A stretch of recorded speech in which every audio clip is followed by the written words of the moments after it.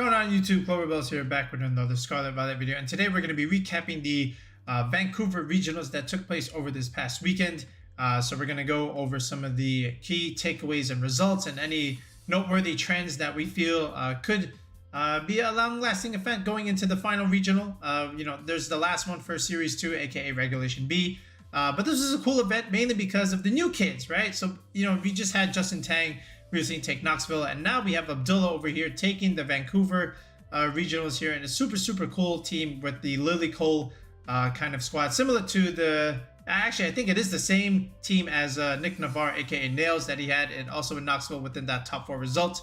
So we're gonna go over the winning team here, and then we're gonna look at some of those noteworthy trends and results and some of the other cool teams that other players had. All right, so let's get on to it.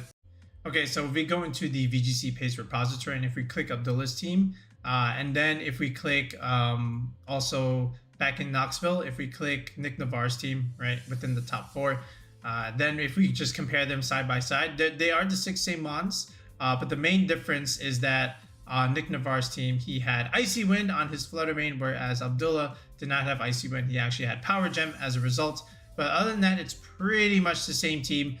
So if we look at Abdullah's team, first of all, there's multiple modes, and you might say, like, where's the speed control here? There's actually a lot of speed control. First of all, you have the Lilligant, which has chlorophyll. You're able to double your speed because you have the Torkoal Sun stuff, and then you just click after you, and then you click Eruption, things melt, right? This is Tera type fire with the charcoal, so cool stuff there. Then you also have the Choice Scarf Great Tusk, right? And but Great Tusk already has like a little bit of a trouble, trying to outspeed things, but now you have the Choice Scarf, and now all of a sudden that +1 speed boost, it's actually really helping it quite a bit. And then over here with the Flutter Mane, same idea. If you have like a Timid set along with the Choice Specs, then if you get the speed boost, now not only are you fast, but now you're hitting hard because you have a Choice Specs. And it's the same kind of concept with the Great Tusk. You're fast, but then if you put as an Adamant Nature, now you're getting an attack boost from your Photosynthesis, and then you can just go from there. So it's a really cool combination, different modes, whether it's Torkoal, Flutter Mane, Pivot In, or even like Torkoal, Great Tusk, that kind of business, right? And then there's some synergy here with the Dragonite along with the Great Tusk here, where the Great Tusk is able to Earthquake next to the Dragonite because you are a flying type.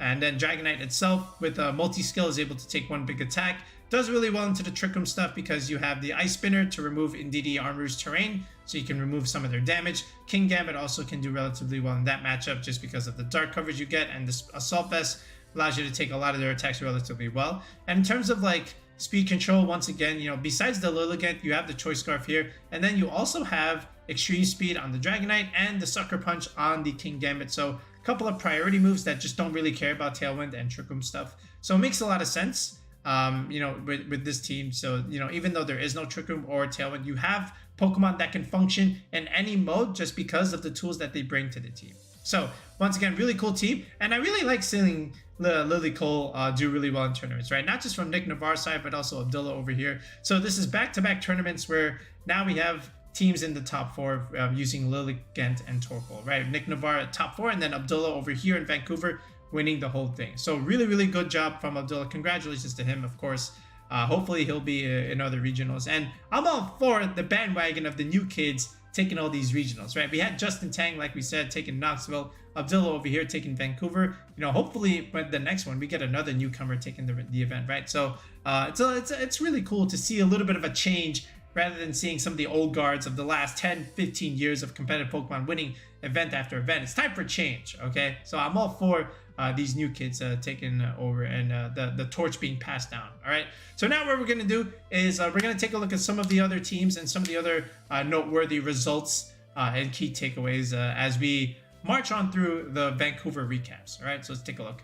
Okay, the first thing I want to talk about is the Dondozos once again, and it's another regional, and it's another regional where Dondozo can do really well. So what I want to also take a note is the Tera Grass Dondozo versus the Tera Steel Dondozo, and both have their merits and both have their uses. If we take a look at Neil's Dondozo squad, our good friend Neil, who is our #1 guest on the channel, basically he built the team with a bunch of other homies, Marcus included.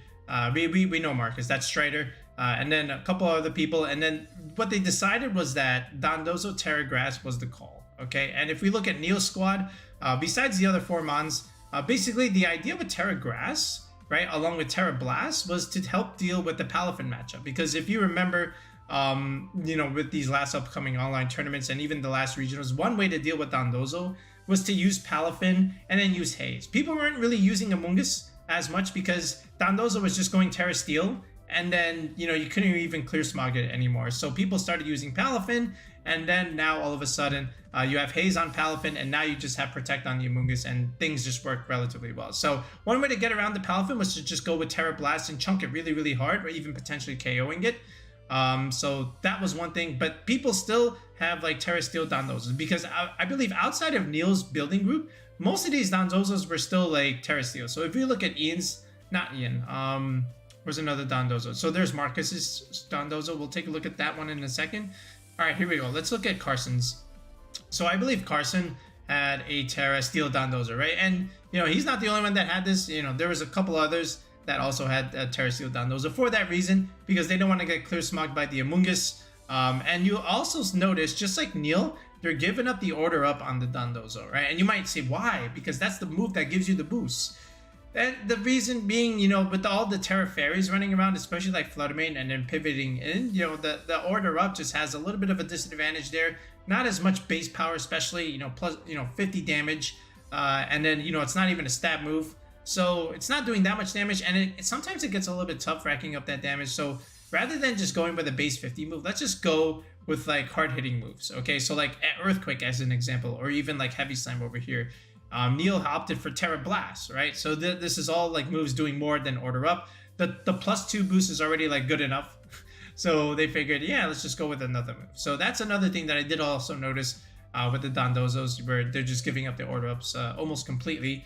And if we take a look at another one over here, where are some of these Dondozo teams besides Neil?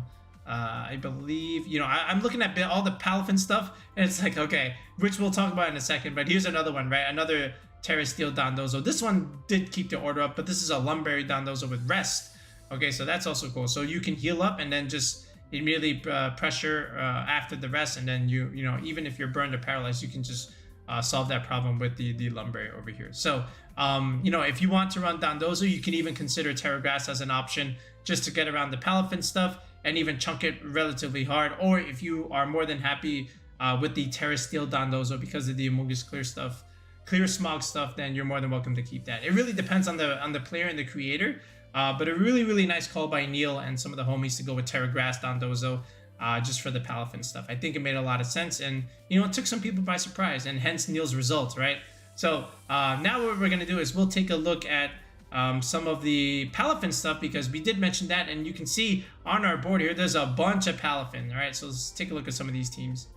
Okay, so again, what the main idea with Palafin is, you know, a lot of them are put on a balanced Palafin team. So we'll just call it that, Palafin balance. So we'll take a look at a couple of them. Let's take a look at Grayson Wolf's Palafin balance, and then a couple others, especially like Ian Holdman, right? So this is Grayson Wolves. This almost looks like a standard like Roaring Moon balance team, or Fluttermane balance, however you want to call it, but it's actually Palafin balance, okay? So basically you have Arcanine Amoonguss, you know, the defensive backbone behind the good stuff of, you know, Roaring Moon, Iron Hands, and Fluttermane, right? And in the Palafin slot, it used to be, you know, Iron Bundle, but things have changed, and now we have Protect on Amoonguss rather than Clear Smog, and now we have Haze on the Palafin. So now we can rely on a little bit more offense, right? And Dragon Dance Roaring Moon is really good. I love Dragon Dance Roaring Moon, especially if it's like an adamant natured Roaring Moon. It's just going to do so much damage.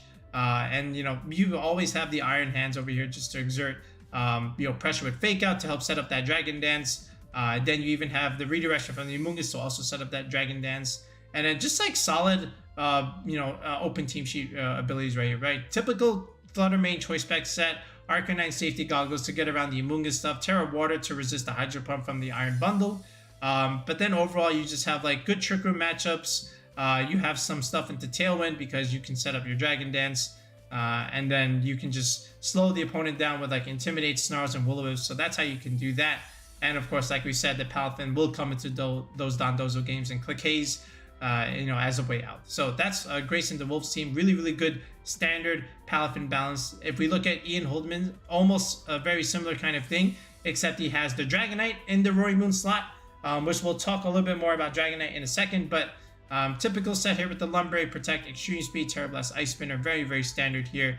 And again, it's pretty much the same 4 core with the Iron Hands, Flutter Mane, Amoonguss, Palafin. But then over here, instead of the Arcanine, we have the Arcanine counter, which is Ceruledge with the Clear Amulet. So now Arcanine has a hard time, against this team, because now you can't even click Flare Blitz. You pivot in the Flash Fire, now you get a boost, and then you just go for bulk up stuff, and then you just, you're able to have this end game potential where you can just click bulk up and then just go for hard hitting Shadow Sneaks, hard hitting Bitter Blades. Really, really good into Trick Room stuff, especially with the bulk up stuff. So, you can just take advantage of them being passive, trying to set up Trick Room, and then just go for bulk up. And then what Dragonite can do is go for the Ice Spinner stuff, remove the terrain, and now you're free to go for the Shadow Sneak, because originally if Indeedee had the second terrain up, you can't Shadow Sneak anymore. But now that you have the Ice Spinner on the Dragonite, now you have that option available. So it makes a lot of sense. Good team synergy here with the Ceruledge and the Dragonite. So now over here,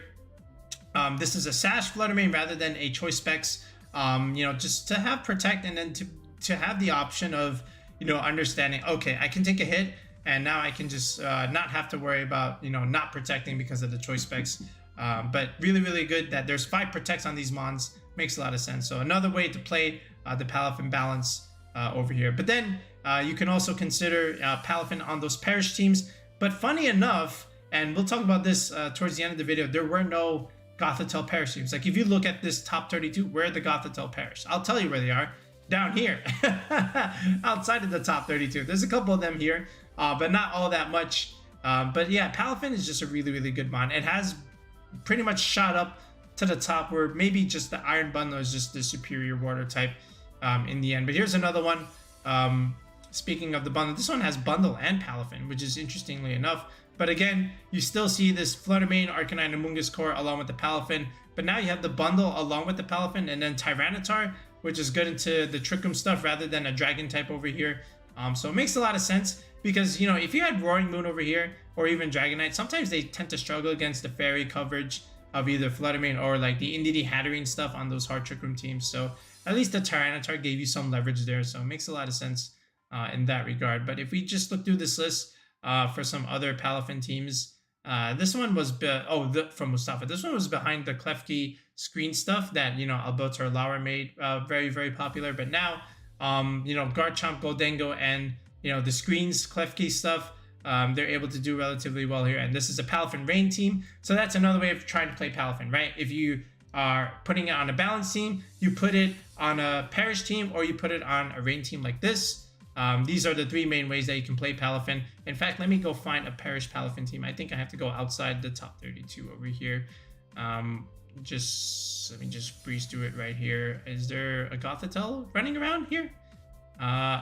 Okay, right here. Yeah, Bryce Ong. So this is a very standard Perish team with the Flutter Mane, Gothitelle stuff. So you trap stuff in with Perish Song, and then you can even go with the Iron Hands Palafin stuff, where you just click Volt Switch, Hard Switch the Palafin to something else. That's the main combination with like Iron Hands and Palafin, right? Even on those other teams, with Grayson as well as Ian, you have this option of leading Iron Hands Palafin. Then you can just Hard Switch the Palafin, Volt Switch into the Palafin again, and now all of a sudden Palafin is now here with 0 to hero, just here dealing a lot of damage. Arcanine Mirror Herb is also very, very interesting. I think that it's quite the tech there. Maybe it's one way to get around the Tera Grass Dondozo that has been running around. So this is actually really, really smart. So shout out to Bryce Ong over here. But again, this is the other way to play Palafin with this Perish Trap stuff, because Palafin Gothitelle is also something to consider, because now you can just trap things in, and it's very hard to switch against Wave Crashes or Jet Punches from Palafin, who has base 160 attack. And again, you have Throat Chop and Breaking Swipe. Oh, this is really, really spicy here. I love it. My favorite tech on Roaring Moon is Breaking Swipe, and here it is. I like this team a lot. If I had to play Perish, this is how I would do it. Something like this, okay? I know there's no Amoonguss. You don't need Amoonguss. You just be semi-aggressive with a semi-Perish team that functions relatively well, even without Perish. It makes a lot of sense, okay? So if you're looking to have like Perish Palafin balance, this is the team. So Really great job here from Bryce. Okay, let's keep on going with the other next topics from this regional. Okay, the next thing I also want to look at is there was quite a few Glimmora in the top cuts, especially from our friend Neil and Marcus. So shout outs to them for using it, of course. But the main idea with the Glimmora is it's got great coverage, and Rock Poison is good typing against a lot of the meta. The only thing you need to do is like put Tera Grass here, so this way you don't get absolutely annihilated by the ground coverage, because this thing is 4 times weak to ground. But here's the idea with Glimmora, especially with like an Assault Vest, you just become like super bulky, especially on the special defense side. I feel like you almost have to max this HP just to have Glimmora deal what it's supposed to do. But the idea of having Toxic Debris and then spreading it is actually really good at the moment. And you wouldn't think that the hazards would be good in VGC, but right now they are. And Glimmora has a great utility in that regard, but also like what else can it do? So basically, if you have like Sludge Bomb on this thing along with this poison typing, now what you're doing is you're having good coverage against the Flutter Mane, right? And anytime you can like pin a Flutter Mane slot with the Glimmora, that's really good. And then from there, you might have something like Mortal Spin, which is really good, because then that just poisons the opponent, and then frees yourself from other hazards, other leeches, which is also very beneficial if you consider certain matchups and certain Pokemon that you have some trouble against, right? And then from there, you might have different types of move coverages, but some notable ones, of course, is your other rock move, Power Gem, your other stab move, I should say, which is Power Gem. Makes a lot of sense. But also you can even have Earth Power over here, good ground coverage. Okay, especially if you consider like Arcanines, other steel types like Goldengos, King Gambits, Tyrannotars, for example. Earth Power does a lot. And then the Power Gem, if things want to go for Tera Flying or even like Talonflame stuff, you can get rid of that immediately with Power Gem. So good coverage there. You can even also consider like Energy Ball as a good coverage move over here. It really depends on the set. But in terms of like EVs, if this is on like some of those Tailwind teams, then I would just go like Modest Nature, maybe second EV bump like this, up to 156. Right, and then from there with 100 EVs left, you just maybe need like 1 or 2 points here, because like this already outspeeds Dragapult under Tailwind, so I would just leave it like that. And then from there, maybe just 1 point in defense, and then the rest just goes into special defense. Making note that this is an even number because of the Assault Vest, right? So this is a very standard Glimmora spread that I would just consider using if you wanted to use Glimmora, especially if you're on like a Tailwind team, like with Talonflame stuff. But if we take a look at some of those teams, again, if we look at, even within the top two, Zach and Neil. So here's Neil's team. Again, it is exactly the set that we thought, right? It's Power Gem, Sludge Bomb, Mortal Spin, Earth Power. Really nice here from Neil. And then if we look at Zach's team, the runner-up, this is called Rinya. Where's your Glimmora? Okay, so this one is Pasho Berry with Power Gem, Mortal Spin, Earth Power, Spiky Shield. So this is like your protect option. Tera Dark is interesting, right? Just against the Indeedee Armarouge stuff, because with that poison typing, you are weak to Psychic. So now with the Dark type, you can kind of resist that. So that's another adaptation of trying to use Glimmora. Then if we go down the list here, again, Marcus also had the Glimmora Tera Grass option over here. So same set as Neil, I believe. I want to say, I don't know if I think they had all different EV spreads, so I have no idea telling here. But because this is with Talonflame, I would assume that it's very similar to what we were running over here, maybe just some slight variants. Then if we go down the list, I believe there was another Glimmora too. From Bushan, right here. So same idea, Tera Grass, Glimmora, Assault Vest, Power Gem, Sludge Bomb. Yeah, pretty much the same idea as Neil's team. So makes a lot of sense. It's really good, depending on like certain meta calls, and the Tera Grass just really helps it a lot. And the poison stuff, it just starts racking up, especially if you can just like alternate your protects. I know there's no protects on these Assault Vest Glimmoras, but they're just really good at taking damage and then just having it dealt passively with the poison stuff. So it just makes a lot of sense, and really nice to have it considered a very good meta Pokemon, and it just continues to do well in all these regionals, right? Remember Emilio Forbes, who went 10-0 in the other regional, and with a Glimmora. So it makes a lot of sense here, and hopefully we'll get some more Glimmora in the last upcoming regional for Regulation B. But even in like Regulation C, I can still see Glimmora being used, just because there's going to be a lot more Flutter Mane still, because of all the dark typing. So I can definitely still see Glimmora being used on those type of teams, right? All right, let's keep going. Okay, the next thing I also want to make note of is the amount of Armarouge teams that you saw within top 32. But like, interestingly enough, like, let's count the Armarouge teams. 1, 2, 3, 4, 5, 6, 7, 8, 9. 9 Armarouges. Is there a 10th one? No, there is not. So 9 Armarouges in the top 32, but noticeably enough, none in the top 8. Okay, none even, almost none in the top 16. Only one of them, at number 14 over here. But Armarouge is still a very, very good Pokemon, of course, along with the Indeedee stuff. And you can see that it had a very, very nice showcase here.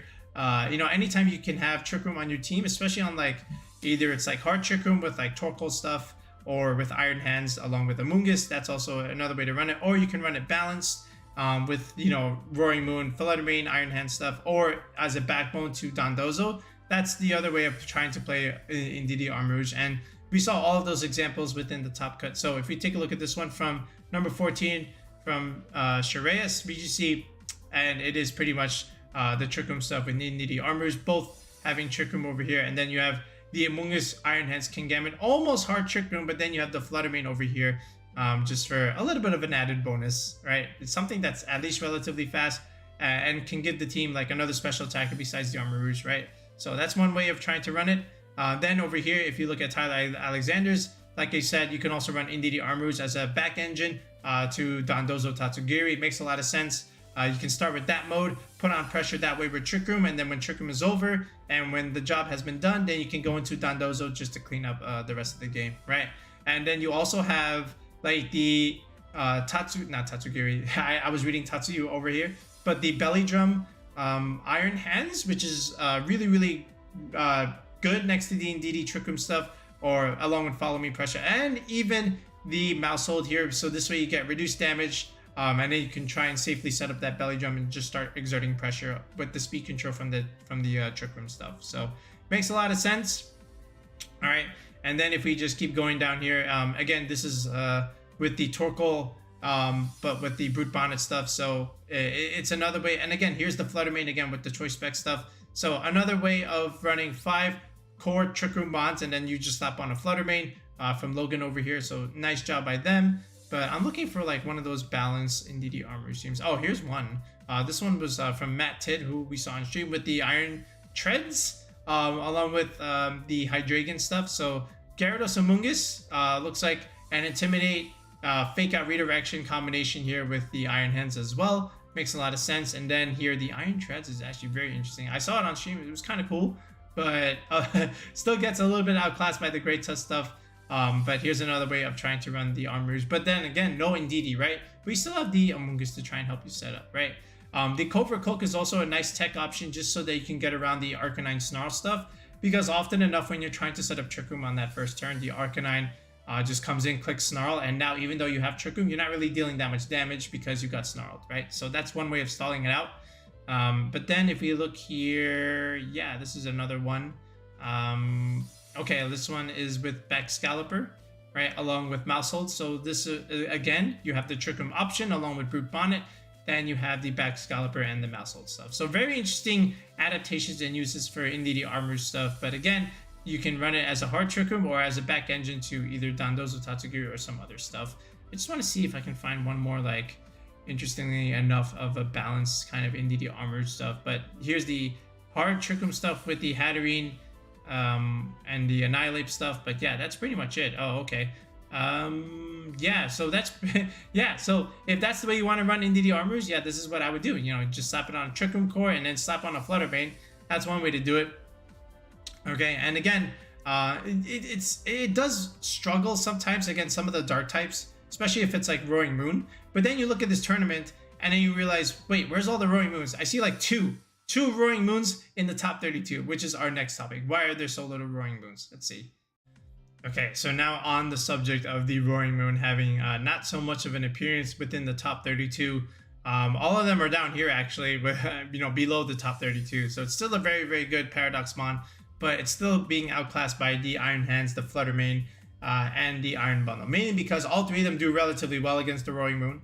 That's one reason why you will see it outside of the cut. And then you consider like the Tera Flying options, and then Power Gem is a thing, Tyranitar is a thing with its rock coverage. Dragonite is also a thing. Dragonite is actually the more preferred option at the moment as opposed to like the Roaring Moon. And here's a typical example, right? From Ian Holden's team. Like this looks like it could have a Roaring Moon, but then you realize Dragonite just works a little bit better because against like Trick Room stuff, you know, which Roaring Moon can struggle against because there's Hatterene running around now. But Dragonite says, that's okay, we can just remove the terrain with Ice Spinner, and now they're just not dealing as much damage. And that's pretty good. So makes a lot of sense there in terms of that. And then Multi-Skill just makes Dragonite relatively more bulky. And then anytime you're bulkier than, you know, your fellow dragon, you're probably going to see a little bit more usage, especially with this ability Multi-Skill, right? It makes a lot of sense.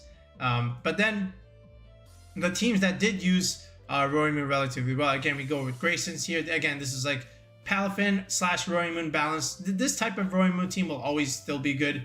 So if you want to like use Roaring Moon with whatever time you have left, not that you can't use it in Regulation C, but as far as like Regulation B, this is very, very good.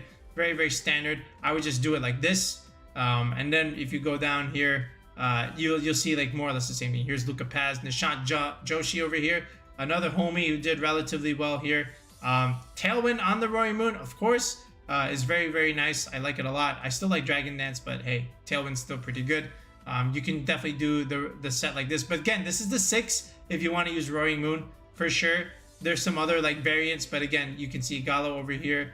And then like we mentioned, Luca Paz over here. So like they're all running the same 6. Just makes a lot of sense. It's the most successful idea.